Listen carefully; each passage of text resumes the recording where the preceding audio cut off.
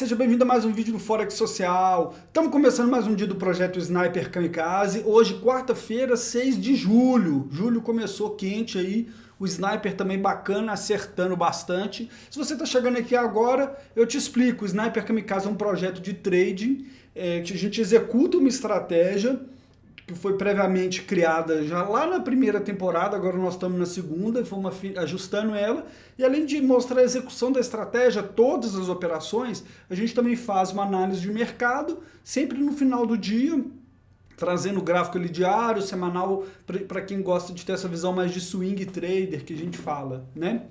E sem mais delongas, vamos lá, vamos para a tela, vamos para os gráficos, mostrar o que está acontecendo, como é que está o desempenho do Sniper, etc. e tal. Começar, como de costume, aqui pelo índice dólar, que segue porrando, né, como se diz no mercado. Ontem ele subiu aí 1,2%, hoje subiu mais um pouquinho. Então segue a tendência de alta do dólar, que a gente até alertou. Agora no semanal a gente já vê que ele deu uma bela de uma esticada aqui. E tá aí, tendência de alta. Na verdade, se a gente for olhar aqui, ó, tá no nível dólar, o índice dólar, hoje bateu níveis lá de 2002, se não me engano, né? 2002, então níveis de 20 anos atrás, né? A força do dólar aí é algo bem significativo, né? Indo para os ativos, propriamente ditos, nossas trades, etc e tal. Euro-dólar, essa aqui nós estamos vendidos, nós pegamos essa queda aqui, a gente tinha 2 microlotes e ontem no final do dia eu fiz um fechamento parcial, tá? Por quê? Vou até usar essa ferramenta de replay aqui, ó, como é que estava ontem no final do dia. A gente teve essa vela aqui significativa aí, que ela caiu quase 1,5% e tocou na borda inferior, tá? Já tendo a possibilidade de uma retração, então eu fechei o parcial. Eu tive que tomar uma decisão de como fazer isso aqui no Trading Journal, porque que é a nossa planilha de operações, que ela estava aqui, uma operação com 2 microlotes, né? Aí como que eu ia colocar um fechamento, risco-recompensa, e o que eu decidi fazer?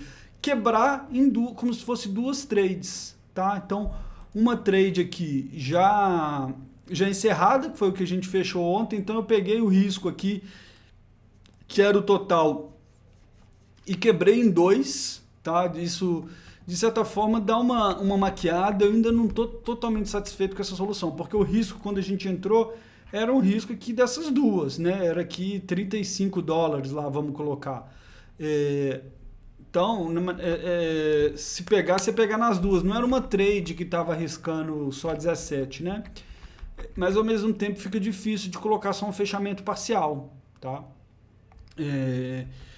Eu posso também, depois que fechar a outra metade, fazer o cálculo do total e ver como é que ficou o risco-recompensa, como se fosse uma trade só, tá? Mas por enquanto eu coloquei aqui o fechamento ontem, o preço-fechamento, qual que foi o resultado? $27, tá? Então deu 1,38% de quanto tinha na conta quando a gente abriu aquela operação. Certo? É outra decisão difícil, porque, por exemplo, hoje nós vamos fazer um depósito, tá, de $100, que eu falei, que a ideia era todo mês colocar pelo menos $100 aí nessa conta, simulando esse procedimento de você ir aumentando o seu capital aos poucos, né? Com aportes também. E, por exemplo, essas trades que estão abertas aqui, na hora de ter o resultado, vai ser o resultado em relação de quando abriu a operação, ou de quando ela vai ser fechada, né? Bem complicado para poder fazer esse cálculo. A minha opção aqui foi no caso que não tinha tanto decisão a tomar, porque quando fechei era o mesmo inicial, né?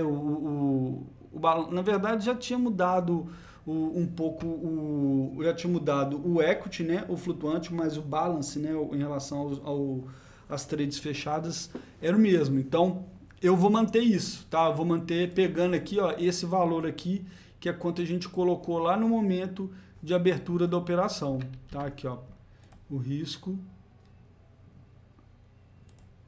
em termos percentuais, tá? Todos foram aqui, ó, em relação ao balance, né?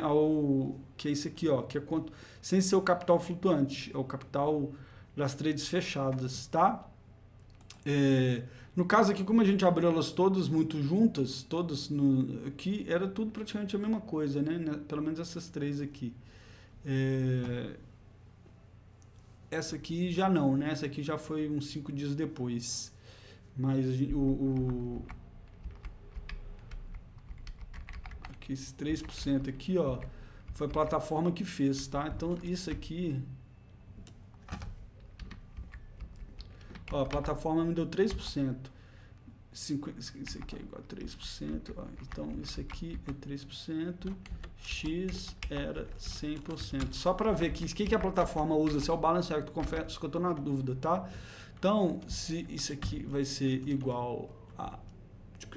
multiplica por cruzado, né? 59 igual a isso vezes isso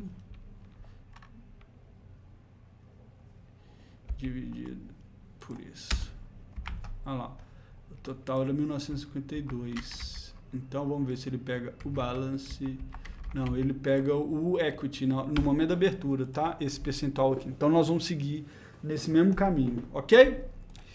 Explicado? Então quando abrir uma operação, quando abrir uma operação eu vou pegar aqui o account value, porque qual que é a diferença, né? Talvez não tenha ficado claro. Eu tenho aqui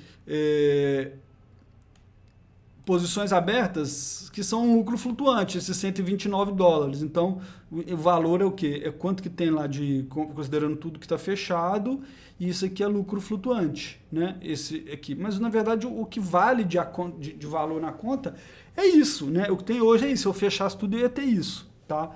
Então, é o que a gente vai usar quando abrir a operação nova, tá? Gastei um tempinho aqui, mas é porque é isso. Nós estamos começando a segunda temporada, começando a usar planilha, e é bom a gente ir explicando e deixando isso tudo claro, tá? Então, euro.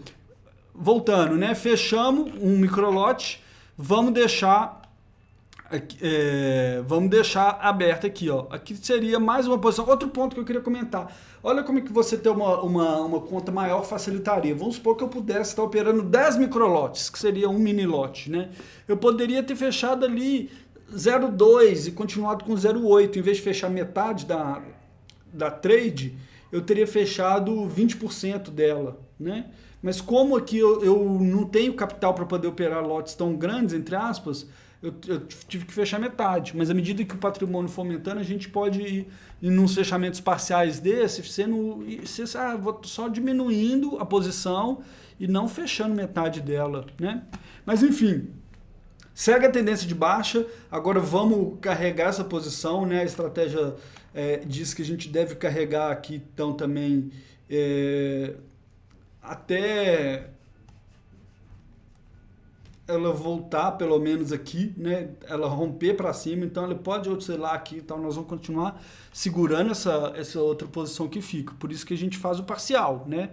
Garante parcial para deixar o resto oscilando aí nessa tendência de baixa que se mantém, né? Então, olha lá, no semanal também. No semanal já esticou um pouco, mas paciência. Tá? O preço está longe da média de 20 aqui no semanal. Vamos manter aí, ok? Euro-Ien, vamos lá, Euro-Ien. Ó, o euro caiu frente ao Ien esses dias. Ah, não, desculpa, eu pulei o dólar-Ien, né? Dólar-Ien. Ó, ele tá lá meio de lado. Eu falei que o sniper não ia entrar, porque semanal muito esticado, mensal ultra mega esticado, tá? Então, vamos ficar só olhando aqui. Nós capturamos isso aqui tudo na primeira temporada, essa porradona aqui. Conseguimos capturar esse movimento aqui também, grande parte dele. Você pode olhar lá, foi o que ajudou a gente a cobrir as porradas que a gente tomou no carbono, né? Mas, enfim, seguindo aqui, nós vamos ficar fora no dólar ien só acompanhando. A gente vê aí que o dólar não conseguiu se valorizar tanto frente ao ien hoje e ontem, né? Movimentos bem pequenos, diferente do que aconteceu no euro. Mostra uma queda forte do euro aí. Então ele caiu frente não só ao dólar, mas como frente ao ien, né? Então, sem operação para a gente aqui agora, no semanal a gente vê ele voltando aqui, talvez pensando uma oportunidade de entrar comprada aqui no euro-ien, mas no diário ele está abaixo da média de 20, então sem confluência, sem nada para a gente fazer, vamos ficar de fora só olhando, tá? Dólar australiano, esse é um daqueles que gente podia ter pegado um pedaço do movimento, eu falei e tal, mas também não tinha oportunidade clara e continua longe da média de 20. Tendência de baixa no diário, tendência de baixa no semanal, mas sem risco-recompensa interessante para a gente entrar, vamos ficar só olhando, tá? Petróleo tá uma retração aí significativa. Esse também é outro que deu uma... Eu dá uma dorzinha de corno nessa aqui, eu mostrei, quase que eu abri no segundo episódio, se não me engano, dessa temporada. Eu vim na plataforma, né? Vim aqui, fiz lá nova ordem, namorei, vi que o risco ia ficar grande e que também no semanal ele ainda estava acima da média de 20, né? E optamos por não entrar, tá? Então, o petróleo, agora a gente pode pensar em olhar a venda do petróleo agora, ele voltando perto da média de 20, porque ele já rompeu a média de 20 no semanal, agora ele tem esse suporte importantíssimo aqui na casa dos $95 o barril, né? Vai ser uma briga bem legal aí no petróleo. No mensal ele segue ainda até esticado, né? Então, assim, eu acho que ele pode estar perto de um preço de equilíbrio aqui, vamos ver o que acontece, né? Vamos ficar de olho para talvez entrar vendido no petróleo, por incrível que pareça, né? Quem diria entrar vendido no petróleo depois de todo esse tempo aí? Vamos ver o que acontece. Um dos motivos do petróleo estar caindo é o que a gente vê. Tá todo mundo falando de uma visão aí de crise, né? Não é crise, não me fugiu a palavra, como é que é?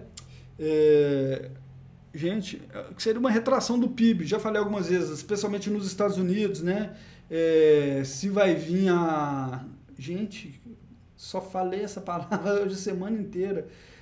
Hoje, o dia inteiro, a semana inteira, daqui a pouco volta. Né? Mas essa contração do PIB nos Estados Unidos, né? Da gente estar vendo... O que seria antes da crise, né? Seria assim, uma... recessão, né? Recessão. E, em tese, se você tem uma recessão, as pessoas vão gastar menos gasolina, consumir menos gasolina, viajar menos, consumir menos querosene de aviação, e isso pode diminuir um pouco a demanda por petróleo. Eu acho que o preço está refletindo isso aqui um pouco, né? Mas vamos ver, cena para os próximos capítulos, vamos ficar de olho, ainda nada a operar. Se ele voltar aqui perto da média e não conseguir romper ela de novo, a gente pode pensar em vender, tá?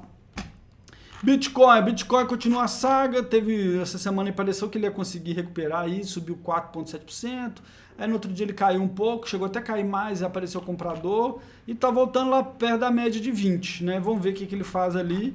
Em tese a gente tem que procurar a venda, porque também no semanal ele está bem abaixo da média de 20, só que a gente não vai vender também porque já está muito esticado no semanal, no mensal não está esticado, não, mas tem esse suporte forte aqui, né?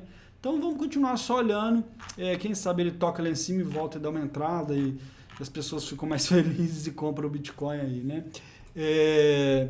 Por enquanto é tendência de baixa, né? Tendência de baixa, ele, já falei também, estou falando há um bom tempo, desde quando... da metade da primeira temporada do Snap, como que ele tá com o Bitcoin está com uma correlação muito forte com bolsas, né, outros ativos de risco. Então está caindo bolsa americana, bolsa da Alemanha, está caindo bolsas no mundo inteiro e o Bitcoin está indo junto, né? Vamos ver até quando vai continuar de olho sem nada para entrar. Já falei algumas vezes como que quando as altcoins começam a subir frente ao Bitcoin, pode ser um sinal de que o Bitcoin vai voltar a subir, né? Assim, o dinheiro, meio que o dólar entra pelo Bitcoin, do Bitcoin vai para as outras, né? Vai a maré subindo tudo. Então, é como se fossem uns vasos comunicantes, eu vejo dessa forma. Se as altcoins estão subindo, a tendência é que o Bitcoin suba também. E a gente está vendo algumas altcoins aqui, ó, tá vendo? Tentando formar tendência de alta frente ao Bitcoin. Ó, tá, olha a Solana, né? Olha só, para o Sniper seria, se a gente operasse Solana, ó, frente ao Bitcoin, esticou, retraiu, voltou na média, para quê? Para talvez dar uma outra pernada de alta aqui, né? Cardano a mesma coisa, enfim, o Ether ainda não deu aquela pernada de alta, mas está acima da média de 20, então isso pode talvez mostrar que o Bitcoin aí talvez tenha uma recuperação nos próximos dias, tá? Bolsa americana, essa nós estamos vendido, é uma posição, é o que tem o valor notional maior nosso aqui, ó, nós estamos com quase $4.000, não, desculpa, $2.000 nela, como se a gente tivesse comprado $2.000 de bolsa americana, na verdade vendido, né? Pegamos emprestado $2.000 de bolsa americana, vendemos e vamos devolver de volta o tanto que a gente pegou de bolsa americana lá no final, recomprando quando a gente fechar essa operação, né? O que está por trás disso, assim, em tese, é isso. Hoje ela subiu um pouquinho, fechou em alta de 0,5%. Ainda não nos preocupa tanto, por quê? Porque ela não conseguiu romper a média de 20 no diário, olha que interessante, né? Então, fez uma retraçãozinha, para nós aqui ainda estamos no lucro com ela, um lucro pequeno de 10,27, tá? $10,27. Me preocupa se ela vier para cima da média de 20 e ficar aqui brincando aqui em cima, tá? Aí a gente pode até pensar fechar mesmo antes de chegar no stop, certo? Então, é isso, né? Continuar acompanhando, a gente vê que no semanal aqui ela ainda está na tendência de baixa. Bolsa da Alemanha, elas têm uma correlação, né? Bolsa da Alemanha também subiu hoje, mas ainda bem pressionada, caiu já nos 2 últimos dias anteriores, né? Hoje o Russell 2000, que tem 2.000 empresas, aí tem mais umas small caps, cai um pouquinho, também segue pressionado, abaixo da média de 20, enfim, vamos vendo aí. O yield de 10 anos subiu um pouquinho, né? Ele tinha tomado umas porradas, subiu depois de tocar aqui na borda inferior. Eu acho que a gente pode já até ver aqui como meio que um suportezinho aqui, ó, tá? Aqui, ó. Foi resistência aqui, suporte aqui, o nível de 2,80 mais ou menos, tá? Vou digitar aqui, ó.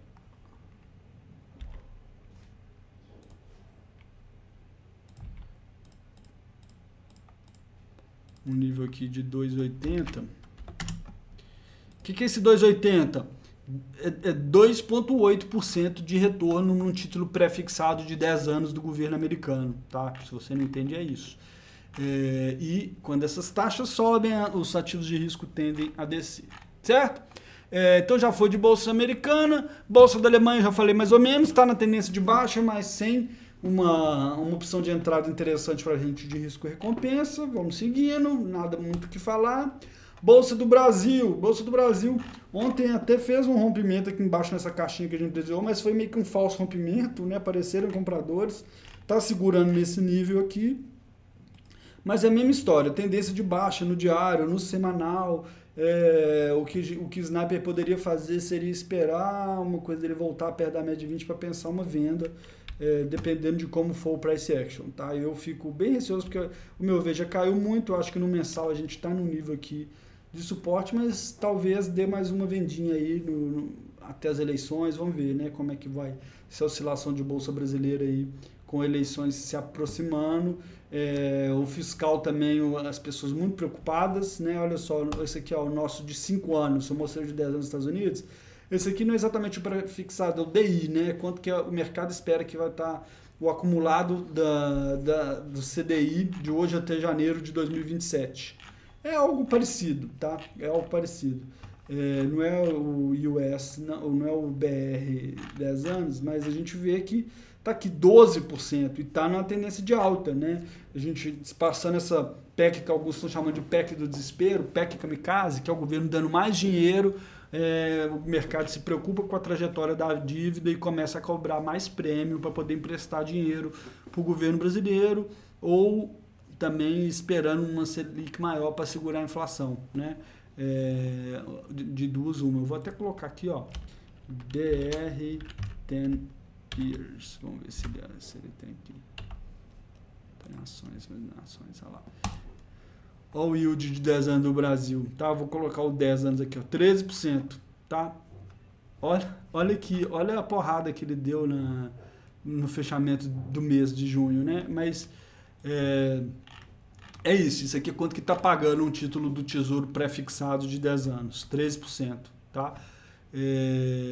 Vou colocar aqui só a título de comparação pra gente ver, ó, aquele lá aqui, 2027, como se fosse 5 anos, mais ou menos, né? Mais ou menos. na faixa de 12,95, tá lá, e o DI está no 12,85, eles andam bem próximos, tá? Por uma questão de arbitragem também, né? Se a pessoa acha que o DI vai ganhar mais, ele compra o DI, né? E com isso, ou vende título pré-fixado, e com isso a taxa do pré-fixado sobe e vice-versa, né? Então eles andam mais ou menos próximos, aqui a gente consegue ter uma percepção do prêmio de risco, né, versus DI. Enfim, macroeconomia à parte aí, é isso de Bolsa Brasileira, vamos continuar olhando. O que eu queria mostrar? Que você lembra que eu falei ali dos Estados Unidos, o yield, né, a taxa de juros subindo tende a empurrar os ativos para baixo? Também serve aqui para o Brasil, né? Essa taxa de desconto trazida a valor presente importa um pouco no valuation das ações, né? Que é chamada taxa livre de risco, né, ou o custo de oportunidade, enfim. Então, aquilo lá impacta, né? Se continuar subindo, a bolsa nossa pode continuar apanhando, mas talvez a gente esteja... O problema é que aqui, tá vendo, ele não é tão longo aqui para a gente poder ver níveis mensais, se seria um suporte, né? Mas... ele está esticado, podemos falar assim, né? Está esticado olhando aqui, ó, pelo como a gente olha outros ativos. Então talvez a gente possa ver uma retração. Olha só, no diário ele esticou, voltou, está aqui perto da média. Hoje ainda seria compra, né? Ainda seria compra se a gente fosse fazer uma análise como sniper, seria uma oportunidade de compra acreditando que isso vai subir. Mas ele, olha essa vela aqui, que impressionante a oscilação, né? A amplitude desse movimento aqui. Enfim, já falei demais dessa parte. Olha o dólar real. Hoje o dólar deu mais uma subidinha de leves aí no spot, né? No à vista 0,68. Tá fechando ainda o mercado, fechando aí no 0,7 quase, 0,66, 0,8 de alta. Segue a tendência de alta, né? Então o sniper tem que procurar uma compra que, se ele vier para cá, não deu para o sniper entrar comprado. Eu falei que se ele rompesse esse Wzinho aqui, né? Olha só, ele tem um certo W aqui, ó, tum. Então isso aqui é um price action clássico, ele rompendo esse nível aqui, ó, né? Dele subir. Não deu para a gente pegar.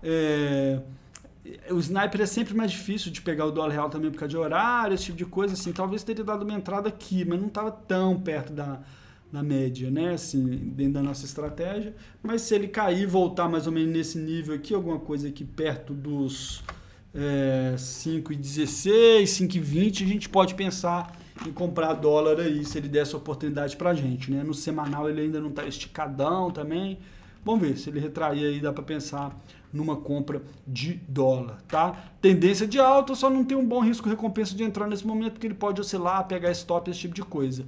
Mas a tendência é claramente de alta aqui, certo? Então, para encerrar, vamos olhar lá a curva de capital do Sniper, tá bem bonita, se a gente for ver aqui, desde quando começou, eu até coloquei, teve alguns dias que ele ficou parado, eu acho que para ficar mais interessante eu vou apagar alguns dias aqui, porque apesar de que aqui tá repetindo 25, 2 dias aqui, aí fica um dia a menos se duplicar. Parada aqui, 22, 23, tá bom. Só que eu acho que eu coloquei até final de semana aqui, vamos ver sábado e domingo. 25 é sábado e 26 é domingo, então também não precisa de entrar. 26 é uma banguei aqui, 25. Tá.